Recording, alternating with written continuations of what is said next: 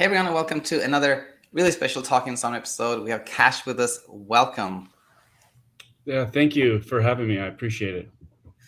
Any time. And for those of you who don't know Cash, which is probably most of you, you were a client of mine. We worked in BedTyme a while back, and then you we connected again. You joined one of our small group discussions, and I think it was really more for like kind of refreshing your ideas because you were already like had very very nice understanding, etc.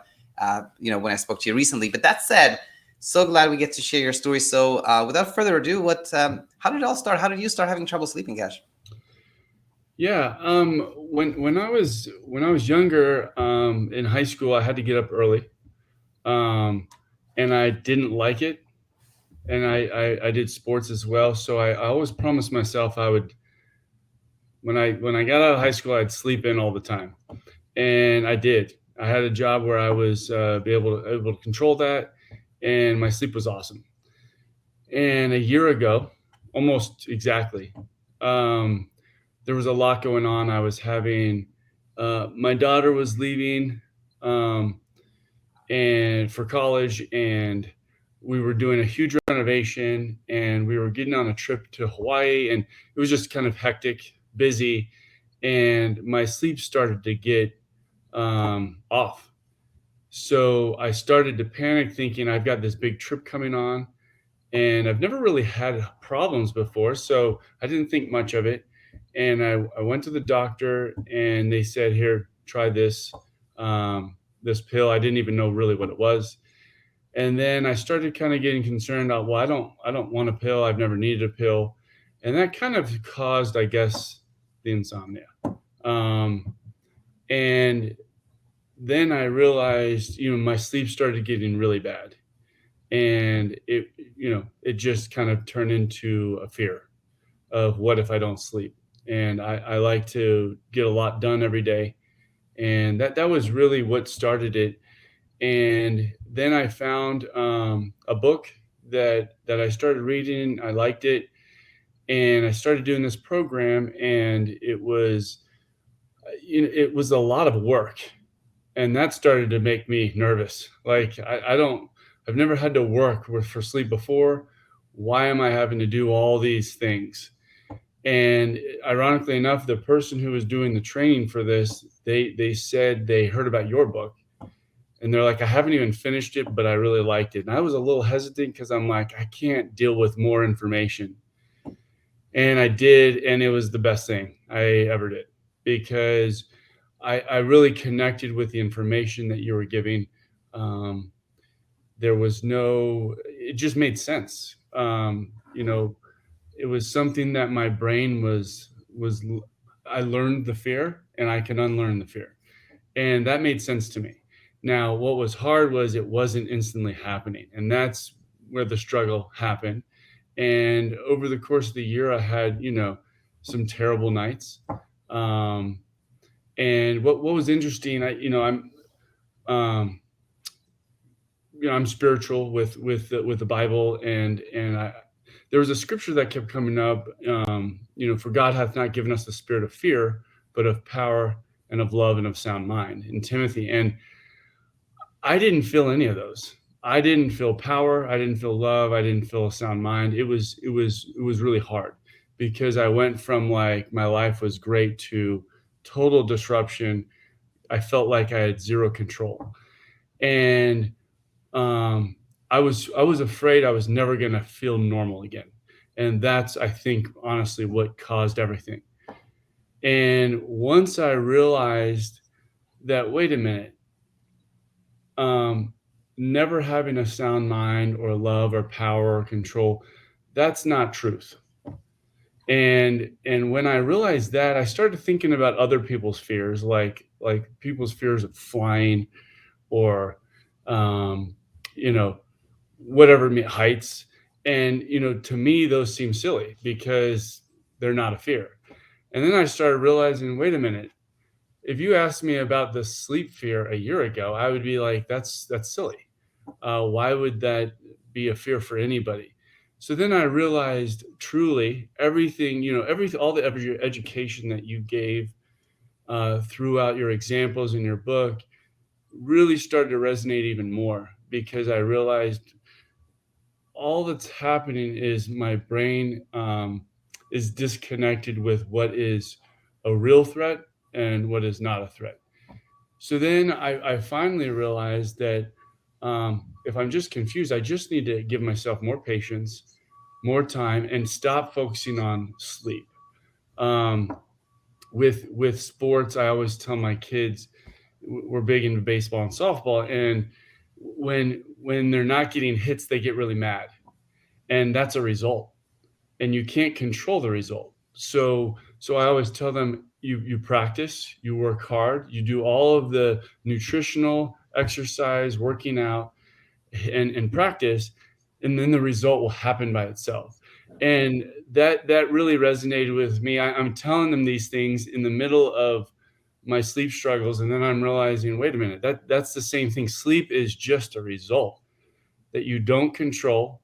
And if I focus on calming my fear, which is the real problem, then it gave me less pressure on the sleep, right? So once I started to stop focusing on sleep and the pressure, and the other thing I realized was, over the years, I've learned that your conscious mind is immediate and your unconscious mind is delayed. And with my conscious mind, I'm like, hey, look, I'm not afraid. Everything is good. Um, I should be sleeping great.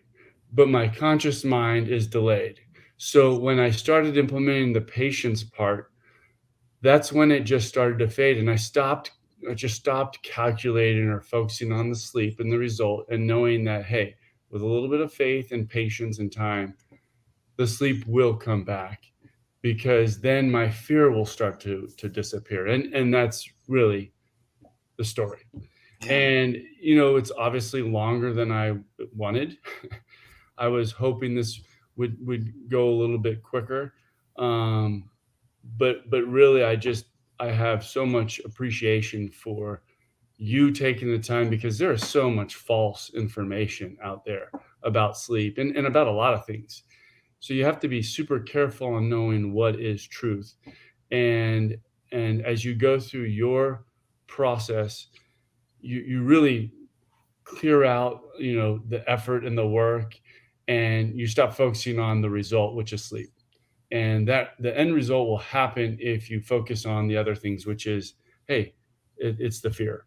So anyway, that's kind of my story. And you know even now, at first I was so worried, hey, I'm sleeping well, what happens if I relapse or go back?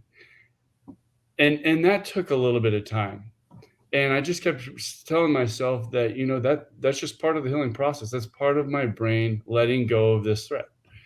And now, if I wake up in the middle of the night or I don't fall asleep right away, I it's just not a big deal. And that's really what's eliminated my fear.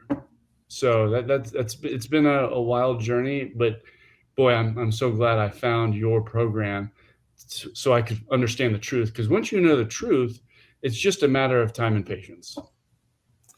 100%. That's, yeah, I see it exactly the same way. Some people tell me, I just, this just randomly came to my mind. Some people tell me like, hey, Daniel, like once you've seen like what insomnia can be like, it's like you can't unsee that, which is true. But on the flip side, when you see like how you can leave that struggle, you also can't unsee that. It's like when you've seen the truth, you can't unsee it. It'll lead you where you want to be. So it just came to my mind there. But thanks for sharing. Like, you gave a very nice overview of this year, like this story. But if we go back a little bit, and there are some details that I think could be helpful for our community to know a little bit more about, which is that when this it started with like the move and other things. You went to the doctor, they gave you medication that wasn't helpful, and things started getting a little bit more.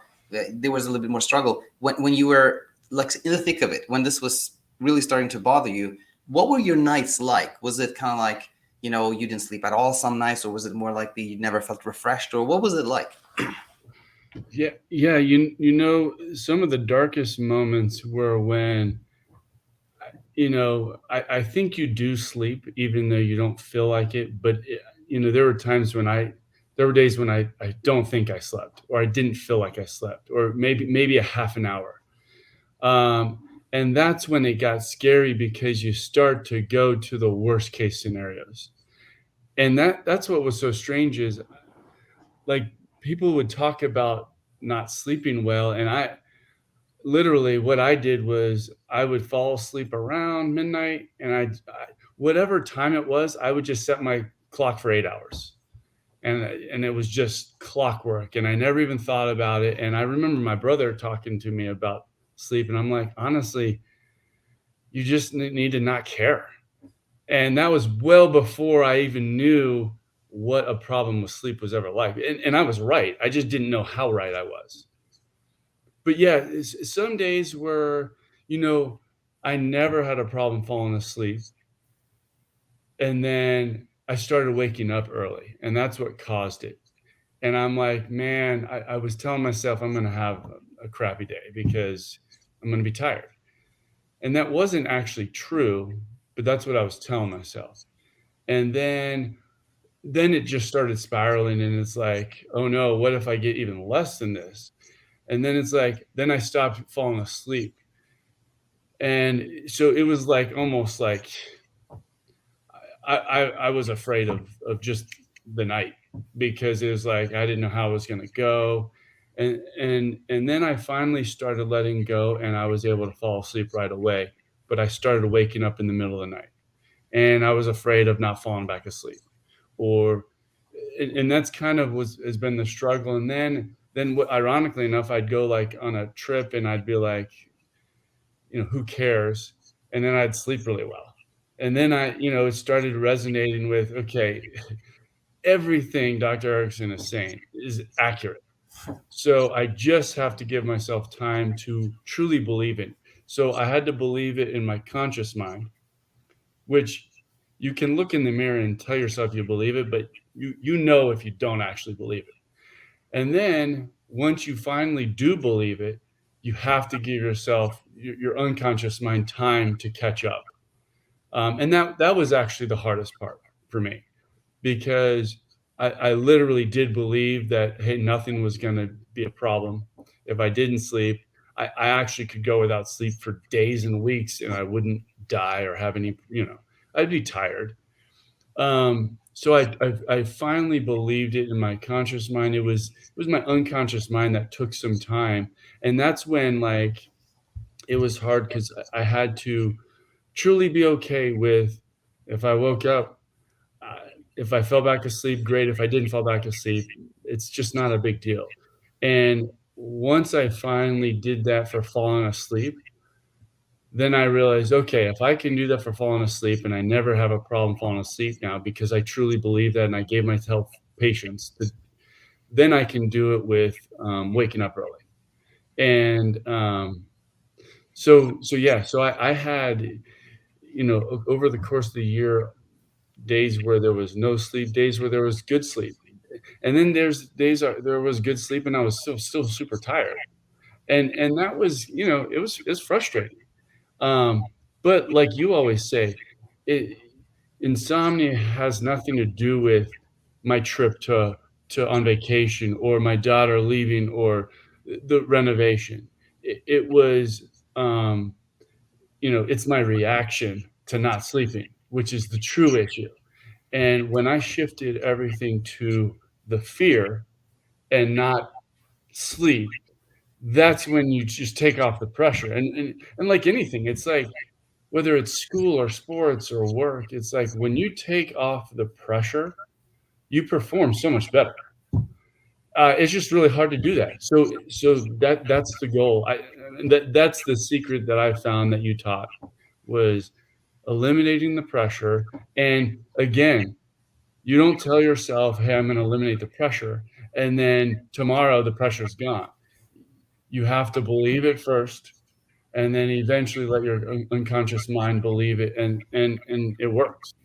Yeah, yeah, very nicely said. And there are like these 2 points you brought up that I just want to highlight. One is the very, very common question I get all the time, which is like, "Hey, Daniel, like I understand everything cognitively, but like it doesn't seep into my subconscious. Like, what do I do? I don't know what to practically do with the conscious knowledge I have. And then my reply is just like yours, that it just takes some time before like what we know consciously seeps into the subconscious. So it is about letting some time pass there. It's kind of this mysterious process that we don't have control over, but it happens thanks to our understanding. And then the other point, which is so interesting, is like you said, it's not just sleep. It's like really everything happens easier when we're not pushing ourselves. And your analogy with sports is so nice, because we see these athletes that they clearly train so much. They put a lot of effort into excelling in their sport, but at the same time, there is this element of letting go. Because if somebody is like, I don't know, like Michael Jordan is going to take a shot and he's thinking, if I miss this shot, that means I'm terrible. That means I'm worthless. That means I'm never going to make another shot. Then they're attached to the outcome and they're not going to do well. But if it's like, I'm going to do my best to take this shot, but if I miss it, that's okay. That is kind of, that balance is so tricky, because we all want to sleep, but it's when we are like, we attach to that. We're like, if I don't sleep, this means this and this and that. That's tricky. So there's this kind of balance that you pointed out so nicely. And I want to switch to a little bit of a different subject, but I remember you said something that really resonated with me when we were in that group call. And several people have told me, hey, Daniel, like after I've had this struggle with sleep, I have a whole different appreciation for people who have, struggles with anxiety or other things like that. And you once mentioned, like, I was served some humble pie, you said, and I was smiling at that expression. But can you speak a little bit more on that?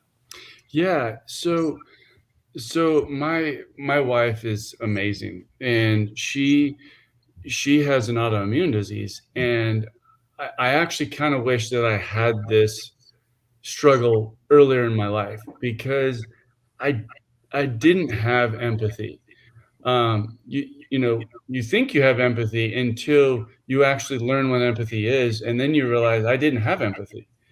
And I have a total different understanding. Like when I was at my deepest struggle with sleep, you start going down all sorts of avenues of, am I losing my mind? Am I going to be able to function and even work or take care of my kids, or all these things and doubts creep in. And I started to think about other people's lives and how they were living or doing certain things. And it gave me a total different appreciation of people's struggles. And like, they're invisible struggles.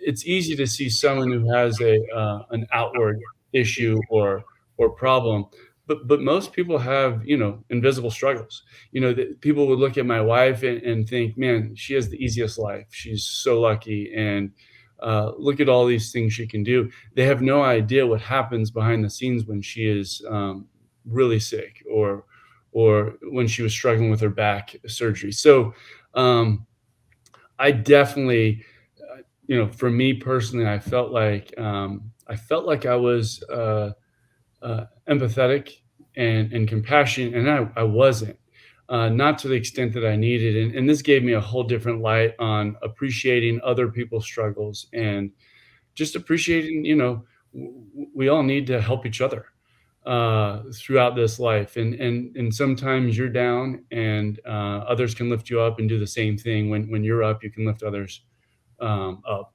So that was probably the greatest and best lesson that I've learned, and I'm continuing to learn, is just appreciating other people's struggles, because you don't fully appreciate it until you're really struggling.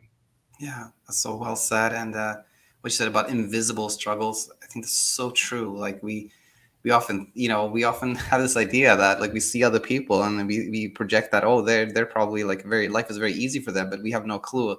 All of us have these inner struggles to some degree, right? And can learn from each other and help each other in so many ways. Well said. And I want to ask you a question that a question that comes up a lot is like how people often ask, like, how can you function when you're going through the struggle and you're barely sleeping? And for you, like in terms of like parenting, work, other obligations you had, what did that look like for you? It was hard, because when I was struggling, I also realized I definitely wasn't there as much for my wife when she needed me. Um, so that was almost like a double heart. It was like, here she's helping me so much. Like she stepped up and helped so much. And that was hard for me because I'm like, man, I should have done better for her when she was struggling and our kids were little. And I was kind of oblivious and I was focused on my work. And um, but really, you know, going back with life, if we don't have these hard struggles, you just don't get stronger. I love exercise and fitness, and the only way to get stronger is to tear down your muscles. And you feel super weak when you tear those down, but then they rebuild stronger.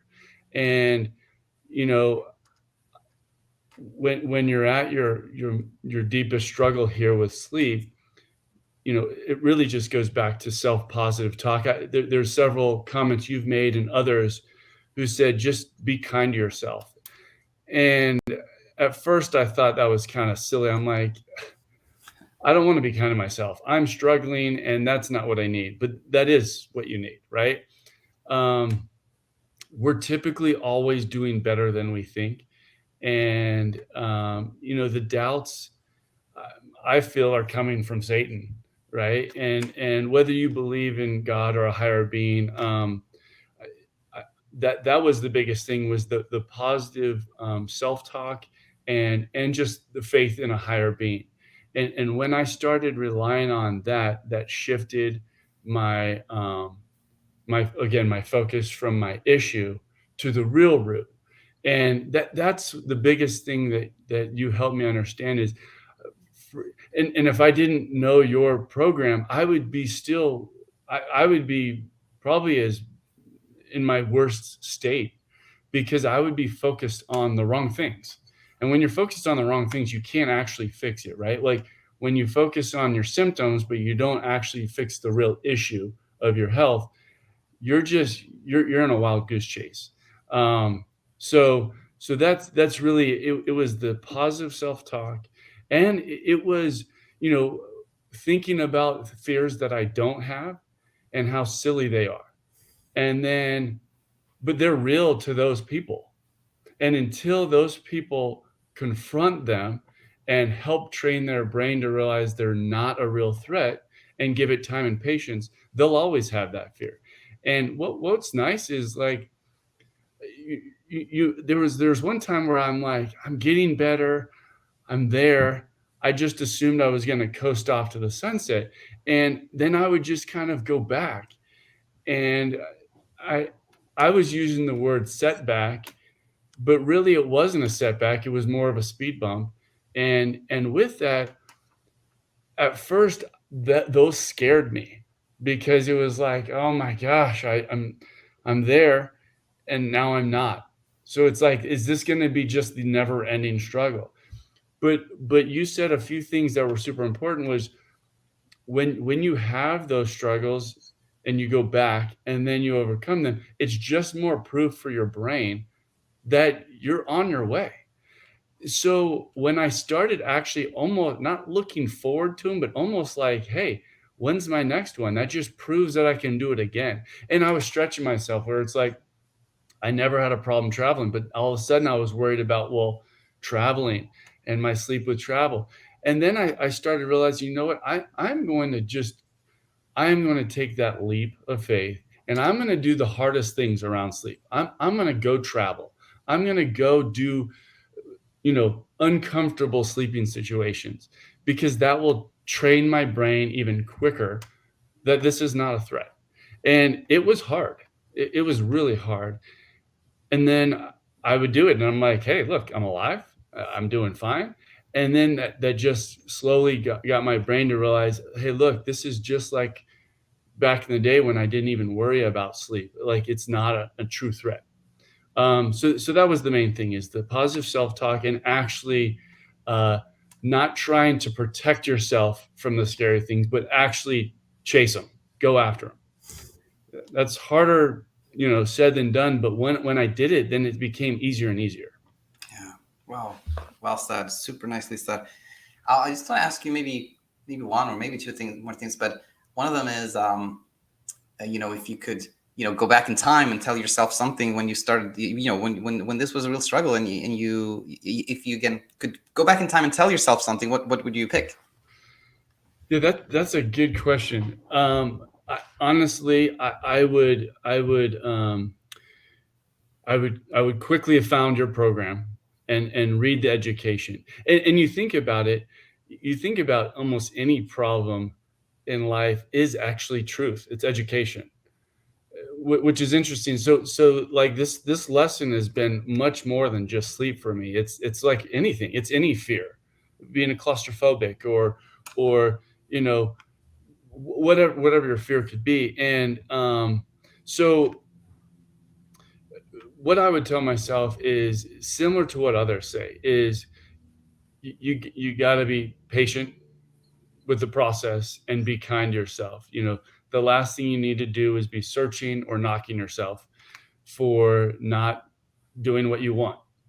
Um, and I would definitely focus not on sleep, which is super hard because my wife and I joke about when there's a problem, I like to fix things, right? And she just wants me to listen, and I'm getting better at that. But that's the problem with me is I just wanted to quickly fix this, and that was the control that was actually causing the biggest problem. So I would go back and tell myself that sleep is not the problem, it's the fear of not sleeping. So my focus needs to shift to how can I teach my brain that things are okay and that the fear is a false threat, and let go of sleep completely. Easier said than done, but being kind, following the education, and just being patient, and having that leap of faith, doing that thing where it's like one day I was struggling and I finally am like I'm tired of this. I'm actually going to make I'm going to do every scary thing with sleep. I'm going to do every scary thing with sleep. And as I did more and more, it just teaches your brain that this, in fact, is not a threat. Um, so Uh, those are some of the things I would have. that's amazing. Well said. And you mentioned, just maybe finally here, you mentioned you did some like things that were scary. Was that like traveling, staying in different places, or what were those things that you had like maybe avoided that you were like, let me do them? Yeah, it's almost you almost need to do the opposite of what you think. When you're when you're struggling with insomnia, you almost do the opposite of what you think, and that's the right thing, because you're so protective, trying to make it so comfortable, trying to make it safe, and that's only triggering your brain to think, okay, this is a threat. And so yeah, every time I would go to travel, every time I would think about, if we do a lot of baseball trips and family trips, and it's like I was starting to make excuses to not do them, and I started realizing that, and recognizing is probably the first important thing. If you don't recognize it, you can't fix it. So I recognized, okay, I'm trying to protect myself. So what I'm going to do is the opposite. I'm going to go on actually more trips, and I'm going to sleep in more uncomfortable situations. Uh, and if my door is open and the light comes in, I'm gonna instead of shutting it, I'm gonna open it, and I'm gonna get rid of any kind of effort and environment, and in fact, I'm gonna add unnecessary ones just to prove a point. And um, it it helped. It Yeah. worked because it just your brain is not trying to do this. Like it's not trying to work against you. And we had some good conversations with you know when I started to get better sleep. I, I fortunately I haven't ever really struggled with anxiety, but all of a sudden my brain started scanning for other threats, and I'm like, oh my gosh, what? I just am overcoming sleep, and now I'm worried about all sorts of weird things that are silly. And fortunately, you taught me that that is actually normal. And that's how your brain heals itself. And you use the example of the hurt finger or the burnt finger. And that made total sense to me. So as soon as I accepted that, that really shortened, my expansion of any kind of fears. And now, I welcome my brain to scan. I literally welcome my brain to scan because it's doing its job. And now it's like disappeared any kind of those unnecessary threats. Yeah. Wow. You brought up so many nice points, Cash. I want to just say thank you. Thanks so much for being here, for sharing, and stay in touch. All right. Yeah, thank you. Anytime. Bye bye now.